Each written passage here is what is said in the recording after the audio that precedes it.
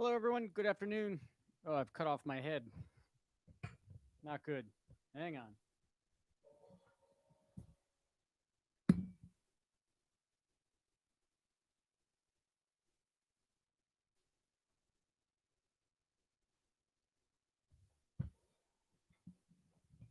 All right, these things are so tricky. I don't know why YouTube doesn't let you preview this before, preview the camera shot before you start.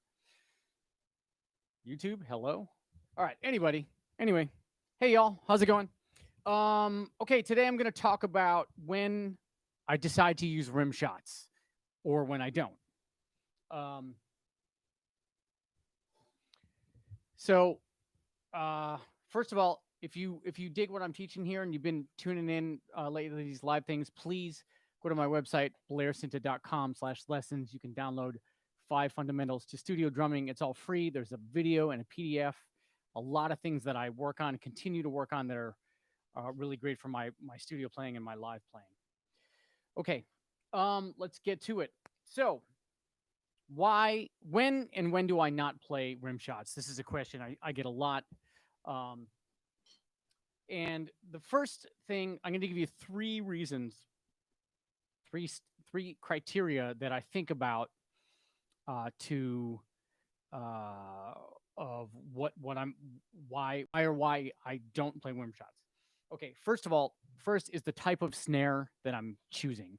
Okay, um, I have snares with wood hoops. I almost never play a rim shot if I'm going to use a snare with wood hoops. Um, uh, Part of it, of course. So, okay, so let's take this for example. This is a carbon fiber snare. This is a new DW snare. I really love this snare. This works for with rim shots and without. There are some drums that just don't work with rim shots. I have an old 60s Ludwig 65. I'm not sure what it is, but it's 6.5 deep. It's old. It doesn't sound good with rim shots ever. Okay, so I'm not going to choose that drum if I need rim shots on a track. Okay, I'm just going to use it. I'm just going to use it if I need just a nice fat centering sound. Okay, so it's the type of drum. Some drums speak better with rim shots uh, than others do. Okay, so the type of drum I'm choosing. Okay, looking at my notes. Second reason would be the aggressiveness of the track that I'm doing. Okay, and this may seem obvious, right? But so there's a track I'm doing this morning for an artist in Japan. I was just working on it, and I kind of went back and forth because the end gets very big, but the beginning they referenced an Oasis track, um, and it's just not a rim shot sound. So I tried it, but it's too aggressive up front, and I want the snare sound to stay consistent throughout the track. Okay, so I decided not to play rim shots, and I used this snare, and I used it wide open, and this there'll be a certain fidelity through this mic, um, but wide open it sounds like this,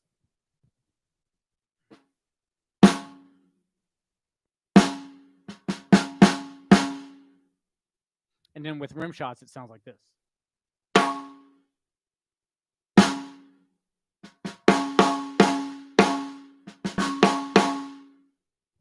All right, so I think it's a pretty obvious difference. The rim shot sound is too aggressive for the beginning of the track. To me, it just sounds way out of place. So, I'm not going to go for that sound if it doesn't seem to work throughout the whole thing. And yes, of course, you can change it. But in general, with this, I just want a consistent sound throughout. You could kind of re EQ things if you're going to end up going for rim shots. But, you know, uh, my thought is in general better to get a consistent sound throughout the track. Okay, again, every rule can be broken. Just my general thoughts. Okay. I will answer that question in a minute. Let me get through my third point. My third point is how much room sound am I going to mix in with the track? Because in my opinion, rim shots speak way better through more distant sounds. When you hit a rim shot on a close mic, um, it doesn't necessarily sound that great. Okay. A close mic, a close snare mic in the first place is kind of a strange sound. We want to usually blend it in with overheads, mono overheads, or rooms, and then it starts to sound like the snare drum that you're playing, right? But a mic 1 inch off the head doesn't really sound like that. So if I'm going to have more room sound, um, which sometimes do equates to a bigger sound, not always, but then you're hearing the thing that an audience hears, right? The crack in the room and that spank, right? So the drum is vibrating more, and to me it seems to work better than as opposed to only close mics, right? And it's really dry. It doesn't speak usually the way I want it to sound. Okay, again, I will say any of this is relative, and this is my opinion, but these are the kind of general rules I go through. Okay, let me see some of these questions. Okay, do I play rim fills with rim shots? Of course. If I'm playing like this, let me move this mic a little.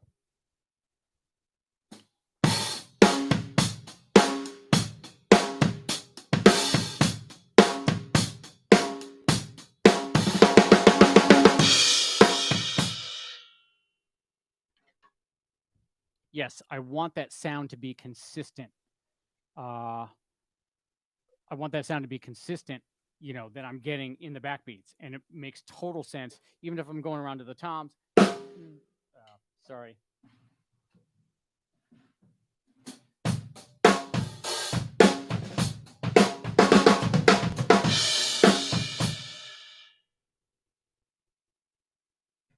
Right, Rich? Does that make sense? Let me make sure I'm answering your question properly. And thank you very much for the tip. Appreciate that. So, Rich, hit me again. Make sure I'm fulfilling your question.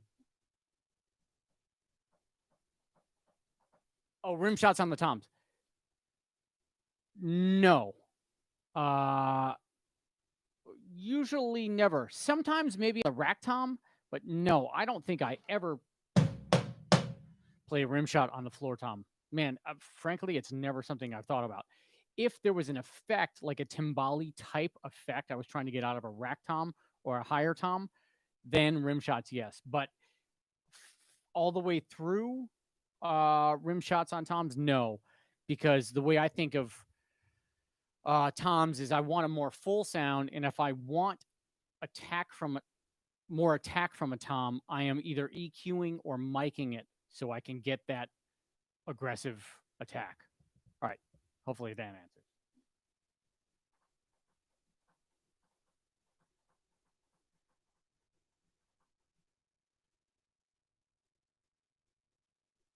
Hey John, yes, that's the thing I really like about this snare is yes, it's super dry even when it's wide open. Um, let me give you wide open and dead on this drum.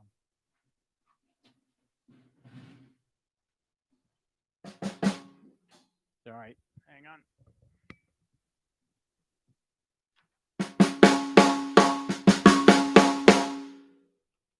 Ring.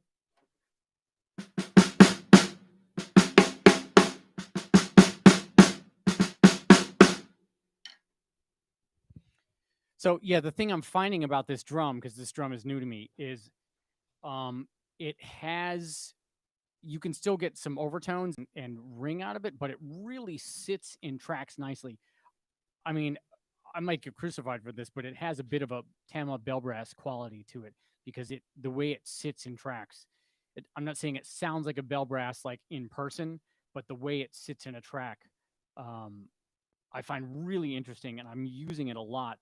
I was actually demoing this snare for DW, and I ended up like going ahead and buying it because I was like, wow, this thing really has some magic to it.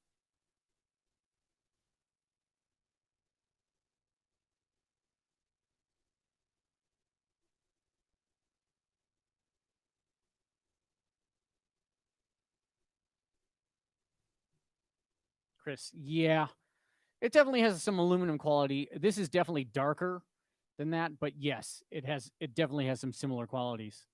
Yep. Okay, hit me with some more. Hit me with some more questions. These afternoon ones, I'm not doing too long. just let me kind of go over these 3 points again that I'm thinking about with hitting rim shots or not. And if you got questions, keep them rolling in and I'll answer them.